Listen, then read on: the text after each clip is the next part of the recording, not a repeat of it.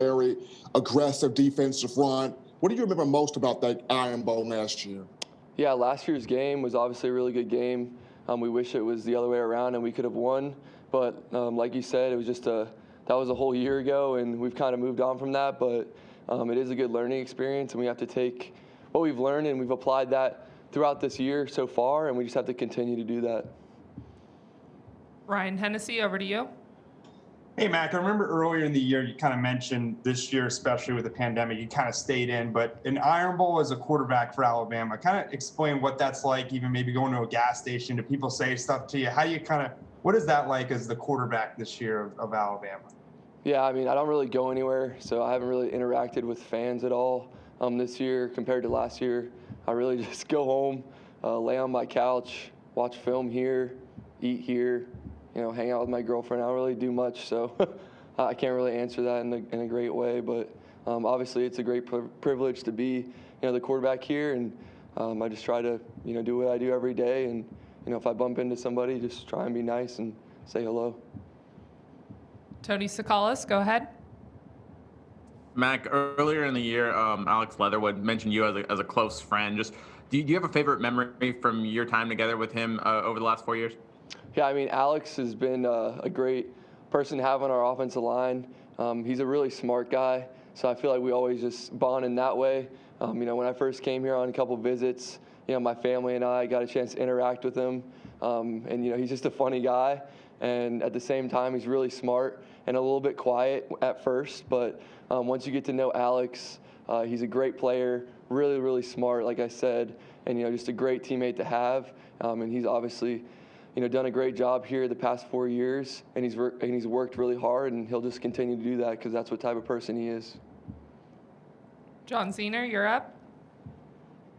Yeah, Mac, is it cool or is it a little weird to go from three-star recruit who had to wait his turn to being talked about as maybe the Heisman frontrunner? Is that cool or is it weird, or do you not think about it?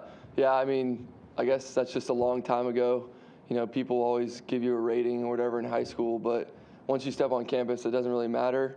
And, we're just trying to, get better every week. And you can only look back to see how far you've come, but you can't really focus on, oh, I was a 3-star, I'm this or that. I mean, people are going to criticize you or give you too much praise every week. So you kind of just have to stay even-keeled and just do your job and get better every week. Michael Casagrande, you're up.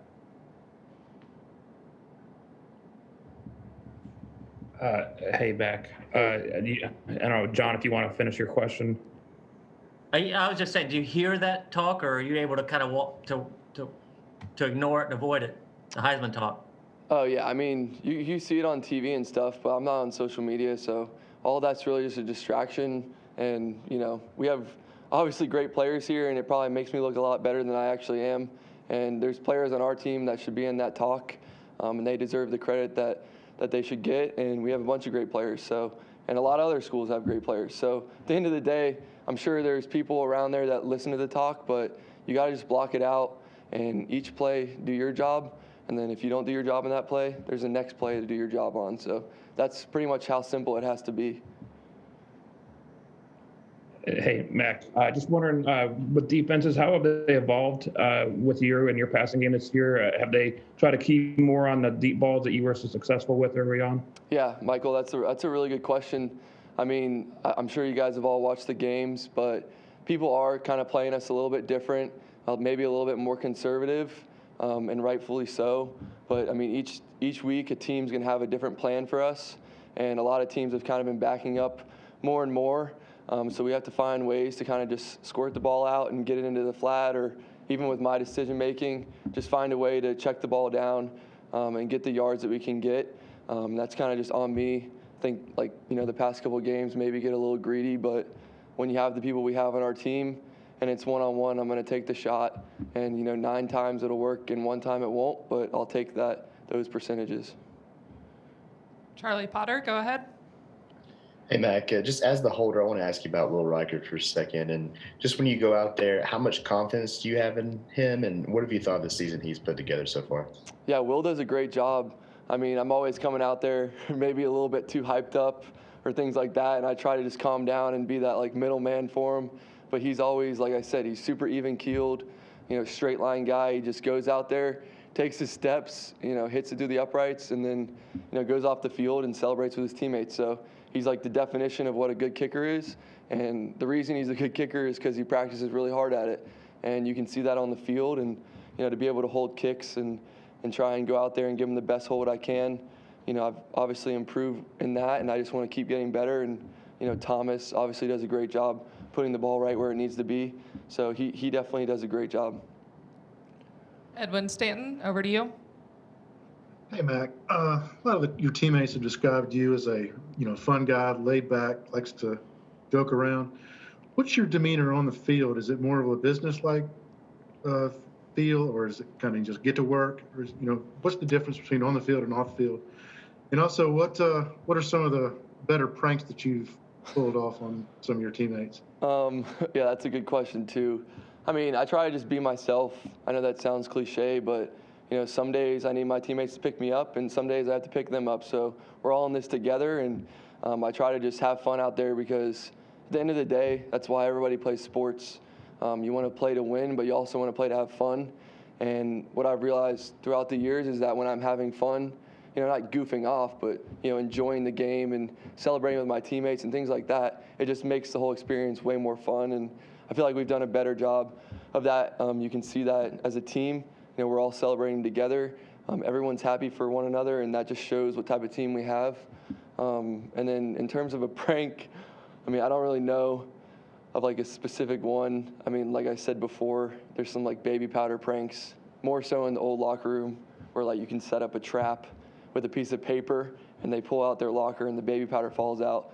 But other than that, I don't really think I have like a really good example of recently. That was probably a couple years ago. Joe Goodman, you're up. Yeah, hey, it's a funny story, Mac. You waited your turn in Alabama, and in this era for quarterbacks, it's kind of a rare thing. What is your philosophy on that, and did you ever think about transferring? Yeah, I think that's just like for each quarterback, that's their own personal decision. I can't speak for everybody. For me, just coming in, like I said, in a bunch of different times, I just wanted to grow as a person and as a player, and Alabama gave me the best chance to do that, and they really gave me a second chance as well. So I just kind of took that and ran with it. And obviously, when you're looking around at your teammates and you have a really good offensive line, great receivers, great running backs, tight ends, a great defense, you don't want to leave a place like this. So no, I never really thought about it like that. There was obviously days, I mean, I would be lying if I didn't say there were days that, you want to try and find a way to get better, and it's just hard when you're not where you want to be. And I feel like we've just worked through that as a team, and throughout the years, I feel like we've just done a better job of molding together and them taking me under their wing too. These will be the final two. Dennis Dodd, go ahead.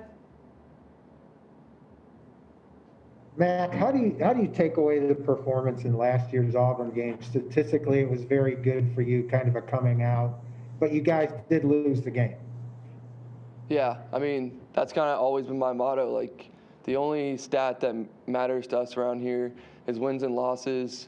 And, you can look back at it and you can have a great game or whatever people want to say, and you lose the game. Like, to me, that's a bad game.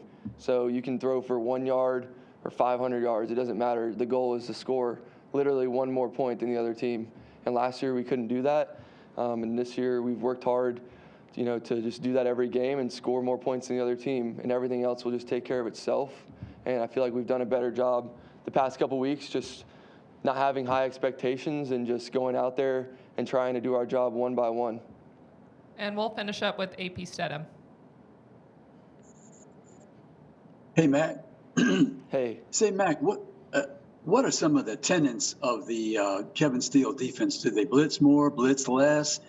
In the secondary, more man-to-man, zone? What are some of the things they do? Yeah, I mean, they do a little bit of everything. Throughout the year, they've changed a little bit, but they like to play zone. They like to play man. In crunch time, he's going to call great plays. We saw that last year. He likes to heat up the quarterback a little bit. So, everyone's philosophy is going to change game to game. But from a structural standpoint, all the people on their defense know where to line up. They know how to cover people and how to make plays, and he obviously probably is the mastermind behind that. And he's done a great job, the past few years at Auburn, and we're just looking forward to getting a chance to, go against a really good defense again. Thank you, Mac. Thank you. We'll be bringing up the next player here shortly.